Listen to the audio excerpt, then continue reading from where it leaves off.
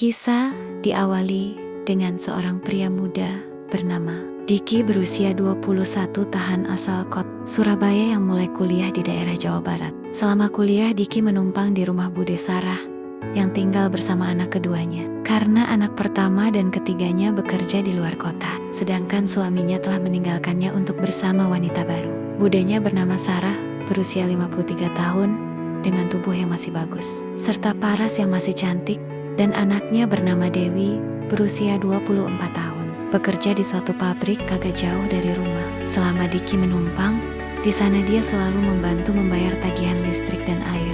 Diki juga sering membawa makanan untuk makan malam bila dia pulang kuliah. Seiring waktu, Diki mulai jenuh dan mulai ada rasa ingin refreshing. Diajaklah Dewi, namun Dewi tidak mau dikarenakan akan pergi bersama pacarnya untuk menonton film di bioskop. Tak tahu ingin pergi bersama siapa.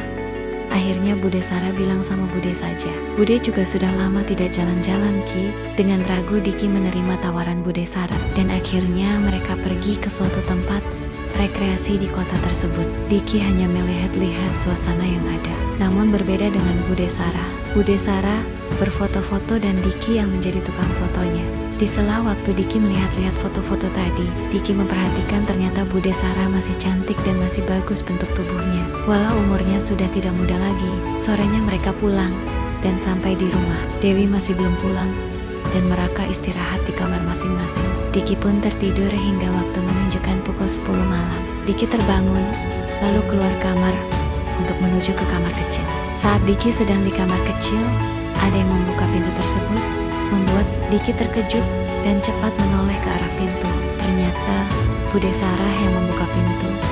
Bude Sarah terdiam, tidak tahu ada orang, dan Diki pun mematung seakan syok. Dengan keadaan celana sedang terbuka, gagang tongkat Diki pun terlihat jelas. Bude Sarah langsung meminta maaf dan menutup kembali. Keesok harinya mereka sama-sama kenggu. Diki duduk di meja makan dan Bude Sarah sambil memasak untuk mereka sarapan. Bude Sarah langsung memecah suasana dengan menceritakan perjalanan mereka kemarin di tempat liburan. Dewi pun keluar kamar dan ikut berbincang bersama. Setelahnya Diki berangkat kuliah dan Dewi berangkat kerja.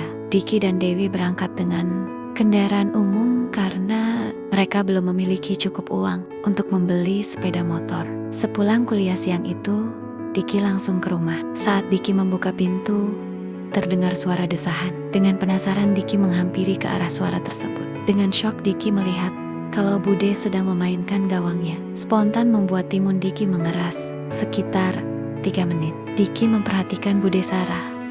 Dia langsung pergi dan masuk ke kamarnya. Dengan hati berdebar dan hawa yang menggebu, Diki mencoba meredahkan dirinya, namun selalu terbersit apa yang baru saja dilihat. Akhirnya Diki berniat ke toilet untuk kelai. Namun sebelum sampai ke toilet, suara Bude Sarah masih terdengar walau sedikit lebih kecil. Diki pun menghampiri kembali sambil perhatikan sekeliling, takut ada orang. Setelah aman, Diki kembali perhatikan Bude Sarah. Kali ini Bude Sarah sadar kalau Diki berada di depan pintu kamarnya. Secara refleks, Bude langsung merapatkan gawangnya. Dengan rasa nekat, Diki masuk dan memperlihatkan timunnya. Di saat itu Bude Sarah terdiam mematung sesaat, lalu memarahi Diki untuk keluar dari kamarnya. Dengan pikiran yang sudah dirasuki hawa menggebu, Diki langsung memeluk Bude Sarah dengan kuat. Bude Sarah melawan, menolak yang dilakukan Diki. Diki, jangan, aku ini budemu. Namun karena Diki lebih besar badan dan tenaganya, akhirnya Diki mampu menerobos gawang Bude. Saking menggebu Diki menghujam Bude dengan tenaga penuh. Selama pergulatan awal, Bude selalu menolak dan mencoba mendorong Diki. Sampai akhirnya Bude menikmati hal yang terjadi. Bud berbisik, lebih cepat lagi sayang. Selesai semua itu, Diki meminta maaf. Namun Bude Sarah hanya diam sambil merapikan pakaiannya. Setelah esoknya, Bude Sarah kembali seperti biasa. Mereka berbincang bersama seakan tidak terjadi apapun bila di depan Dewi. Sejak saat itu, Diki jadi sering meminta kepada Bude Sarah saat Dewi tidak di rumah atau sedang bekerja.